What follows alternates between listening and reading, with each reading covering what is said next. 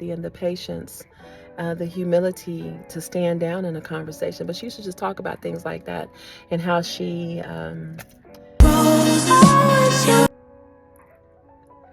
This one used to get me because I'd be like, I can tell you ain't took a shower. You ain't even washed your face. He was like, I did take a shower. I washed my face outside of the... Like, why the hell are you lying? Stop lying about it. You are not missing out on anything. You can take a 7-minute shower or less, 5 minutes or less. It's been a big girl. I can take a shower in 5 or 7 minutes. So I know you can take a shower. Anyway. He's like, yeah, I got pimples. It's just puberty. The counselor said it's just puberty. No, is you not washing your face, sucker? Wash your face. We brush our teeth. Okay, I'm done.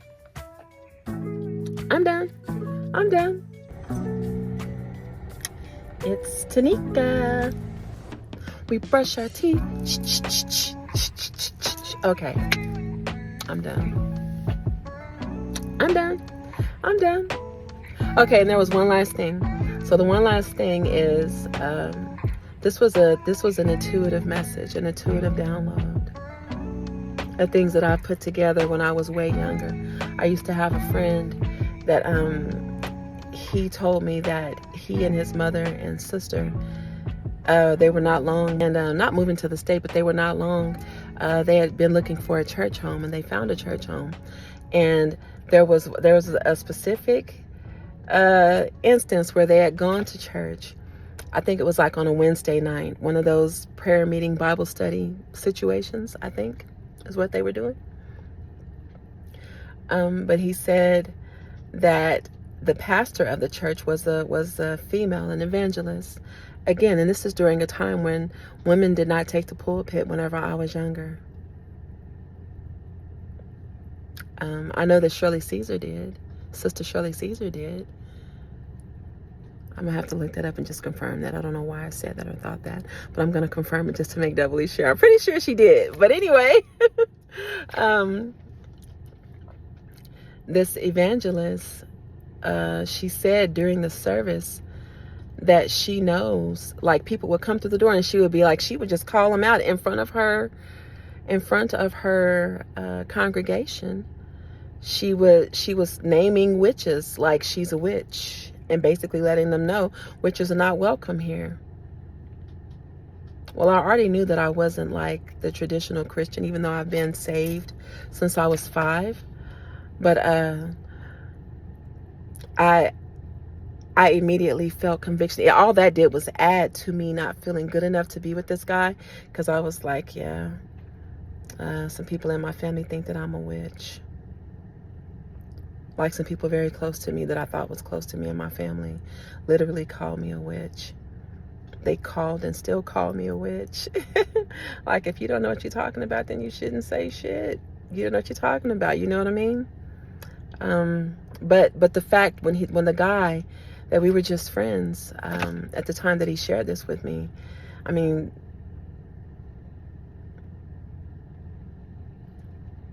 I felt so convicted.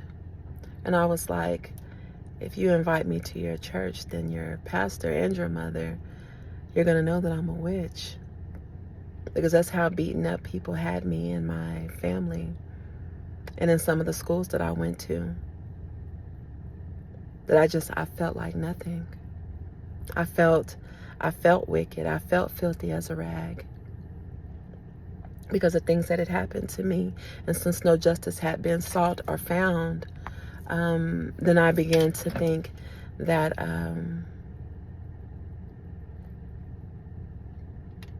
that they were right. They must be right in what they were saying about me. Anyway, he told me this, and that totally affected how I showed up with him. It just definitely made me push him away even further, because I was like, well, that hangs, that does it for me. I'm not going to ever have any success with this guy, because they're going to be able to look at me and know if she doubts some things in the Bible. She and her pastor are having active conversations about how come in Genesis it reads, let us make man. And the Christian attempt the Christian explanation about the Trinity and the Father, the Son, and the Holy Spirit, and God being omnipotent, or omnipotent, and omnipresent, and some other omnis, that he saw himself over all timelines, the past, present, and future. And I was just like, even as a child, I was like, however true that might be. I mean, how much of this Bible is metaphorical versus literal? And who gets to say that? And what is their saying that based on? Is that based on their translation? Or is the word different overseas than it is here? Is it different from state to state? Like, I had so many, thinking back as an adult now, there's just very logical questions. But but to people who were not only, they were not accustomed to being asked those questions in church. It definitely did. Those questions were not coming from children. I'm not saying that no child ever asked any of those questions. I am not saying that, but I am saying that at least in the church where I am from, that no one, because it wasn't necessarily frowned upon whenever I was a child. Just the fact that I even had the questions was very much frowned upon, and it completely discouraged my desire to want to learn and to be a part of, at least as a Christian or as a Baptist Christian. Anyway, so I'm not that, and I don't have any issue with people who may be. They are that. You know, your faith is your faith, and no one gets to pass judgment on you and what you believe or what you practice. You know, you are allowed that. Everyone is allowed that. But anyway, I was just thinking about the young man, and there are so many things. It's like he is just one example of someone that, not that it's his mother specifically, I'm just saying, but that women, that in how they mothered their sons, this is how I was learning how to mother my own son whenever I have one day. I'm so dry, just a second. Anyways, if I put on my spiritual or my intuitive eyes, if I put on my intuitive eye, I believe that this man, he's not a young man anymore. I mean, he is still young. We're all young people in this world, considering the age of the planet and the little bit of a hiccup worth of a time that we've been here on it. He's a young man, but I believe that he was and is under the unusually heavy influence of a mother who, underneath all of the actions and all of the energy, she's a very well-meaning mother. She only means to protect her son, that's at best. At worst, the worst case scenario, and I hope that I'm wrong about it, but she's dominant. And you see, and there's something, the main thing that's wrong with this, because, you know, people who maybe cannot take care of themselves would need a caretaker like that, because they know that your mind is compromised and maybe your decision making isn't the best, or she shamed a couple of things, and maybe she shamed it just right so that she could take control over your decision making. I'm not just talking about him specifically, because he's just one person. Like, I have a son now myself, and how we show up as parents, it's like my parents did an excellent job in this area, where if I would call them whining about me and my boyfriend, whining about me and my husband, and just because I'm their daughter, it's not an automatic, it's not just a given that he's wrong and I'm right. They could tell me, like, hey, I know he said this, and this, and he did this, but when he said this, remember, you responded and you yelled, and I think you said you threw something. That escalated the whole situation, Teneca. And I was like, I don't care. I was only did it because Yeah, but you're only responsible for yourself. So whatever he did is what he did. This is what you did, though. So my parents raised me, like I said, I know how to love unconditionally. Like loving myself, loving the person that I'm talking to. I'm not going to ever disrespect you, because you can't disrespect me and get away with it. Not in my face. You can probably talk to my fake best friend and get something off, or talk to, I don't know, a boyfriend or a significant other who came in the situation with treachery in their hearts. They knew what they were. You can manipulate someone who already has something bad in their hearts. But when you are speaking from a place of love, you consider not only your own feelings, but the other person's feelings and perspectives.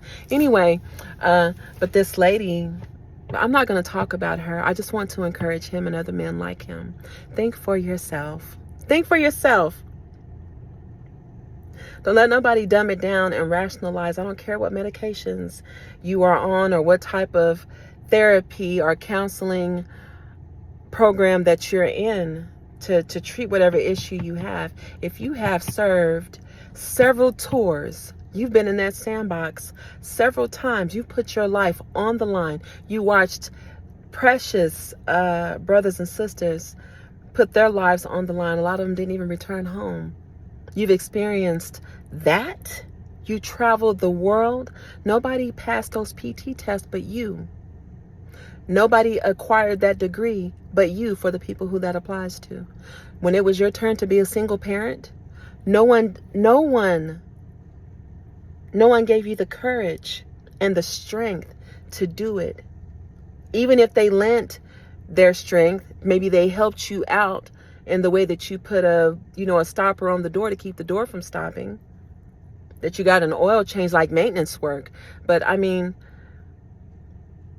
there are some people that will allow you to put them as the managers of your life, the executioner of your life. I have this great opportunity to take this job somewhere, but your sister or your mother or your friend, whoever you are choosing to forfeit your power to, because that's what it really is. There are some caregivers, and then there are some caregivers who don't give a care. They don't really consider you.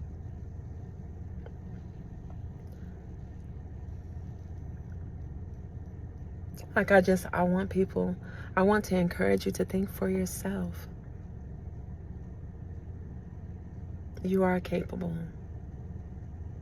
Like this one guy, like after serving in the military, crappy marriage, divorced, did a good job, divorced her right away, and then went into another marriage. It started out toxic, the relationship was toxic, and then they got married and the marriage was toxic.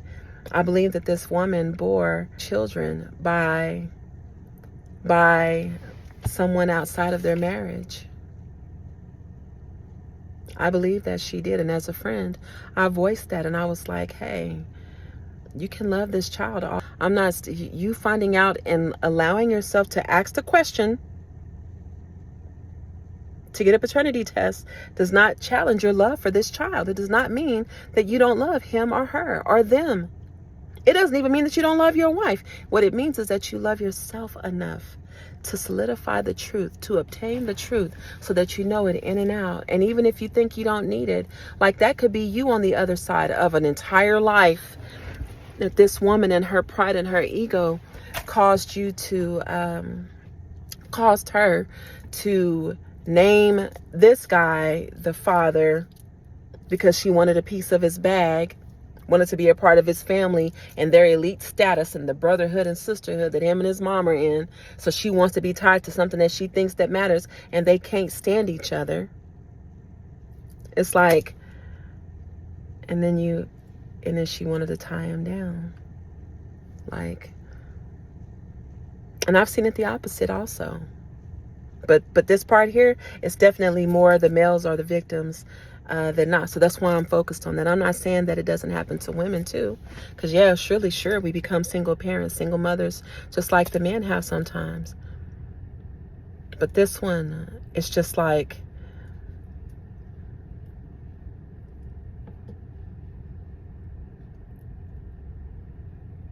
But a mother's counsel, wise counsel and input and advice in a situation can turn you against, as a man or a woman, can turn you against yourself.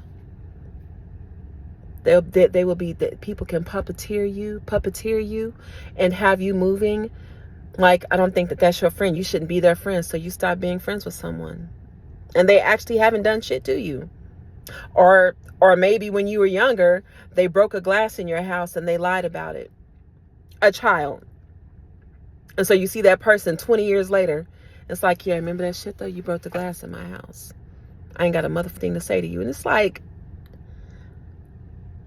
that's just an example. That didn't happen to me, but I'm saying, well, that specific example did not happen to me.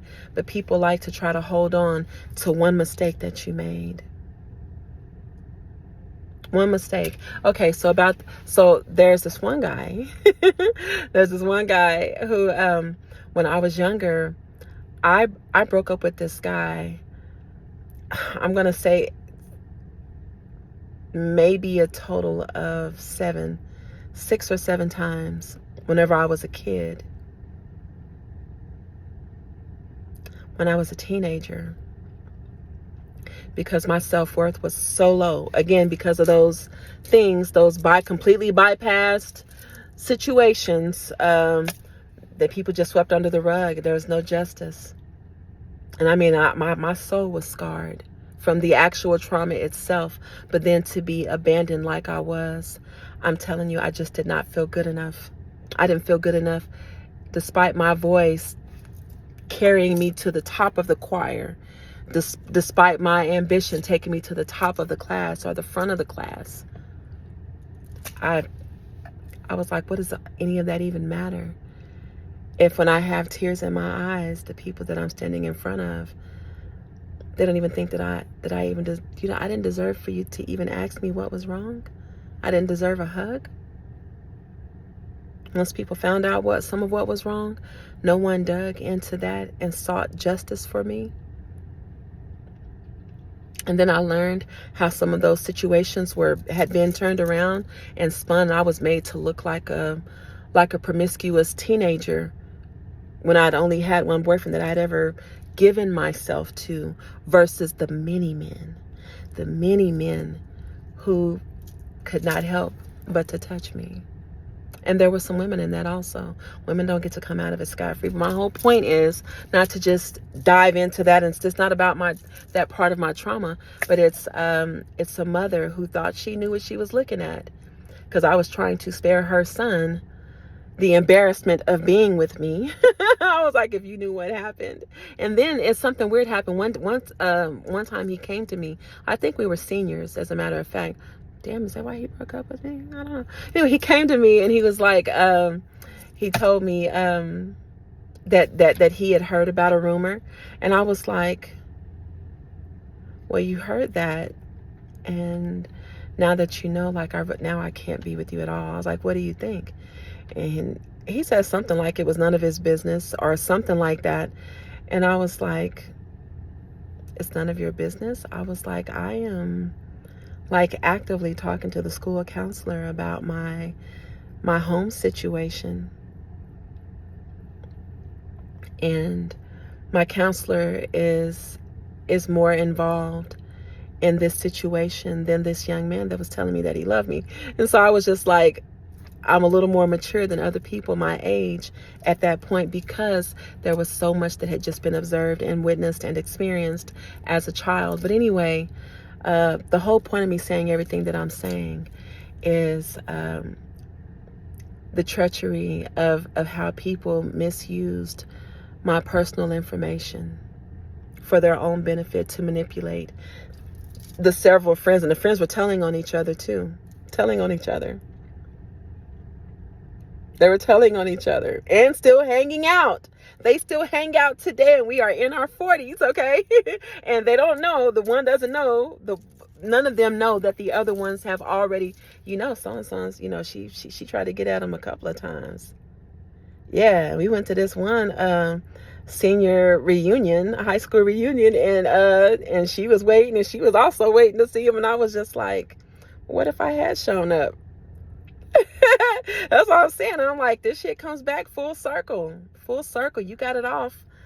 But anyway, my whole point is that that mother, from what I understand, she's pulled, it's like some Mission Impossible type heist. She pulled off some pretty heavy manipulation in terms of blocking opportunities.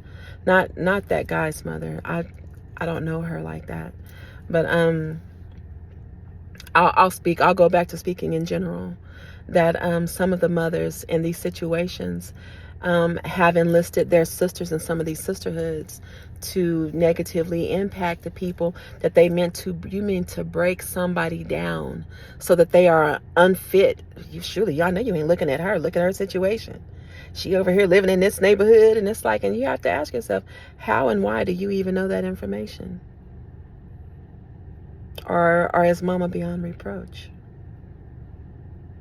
Anyway, back on the topic. Don't let nobody manipulate you and bully you. Don't let them blackmail you and hijack your personal experiences. Don't let them rewrite your story. You tell your own story, because I'm well aware of some of the things that are coming out of the mouths of so-called family, so-called friends, would-be, thought you were an actual bestie for the several besties that I've had floating around out here, only to learn that almost from day one. And when I think back, it's like, oh yeah, every time I would go to give you a hug, it was almost a fight. How many times when you were crying did I try to embrace you, that you told me that it was gay for me to try to hug you? I'm like, what? Like, I love you and you're in pain, and I'm trying to comfort you and console you. That's all. It's not like that. Thank God, because if it was, that would have just made me not want to talk to you about being gay myself, even though I'm not. But I'm just saying that that's the kind of so-called love that I've had with people. You ever been in an environment where you are sunshiny? Like, I think I've caught it on the camera several times, just me and my sister, one of my sisters, where I'm just like happy to see her, like, hey, and she's like, whatever, Teneca, whatever. And instantly, like, I feel that. I grew up feeling that.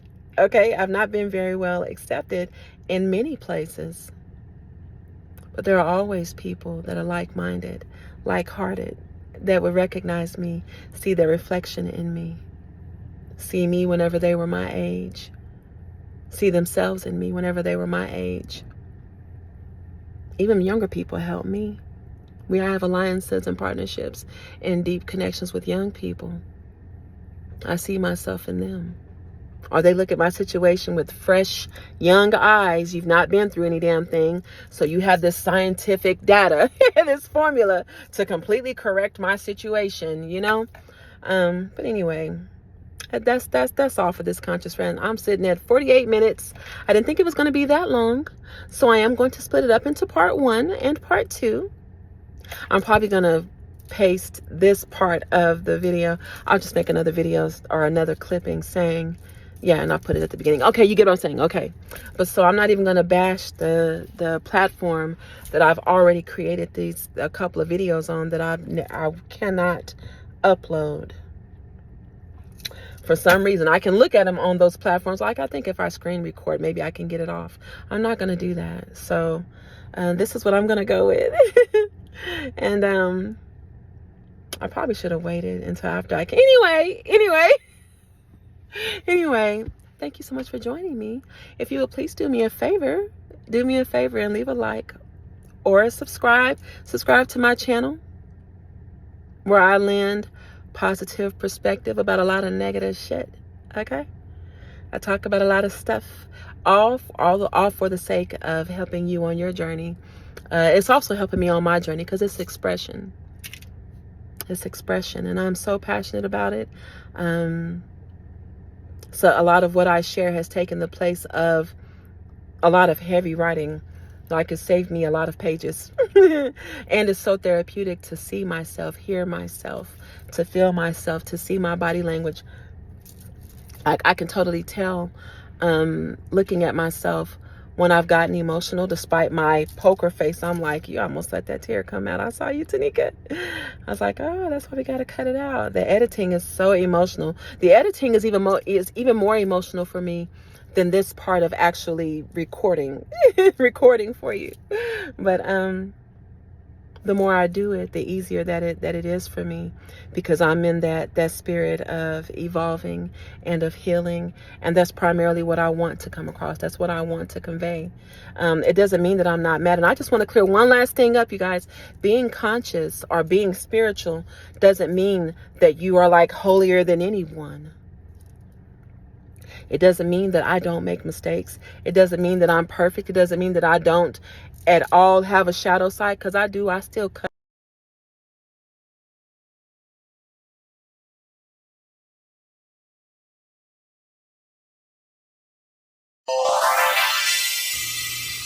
Oh my God. I just came in from out in the sun, just standing in it. I swear it's like my whole membrane just woke up.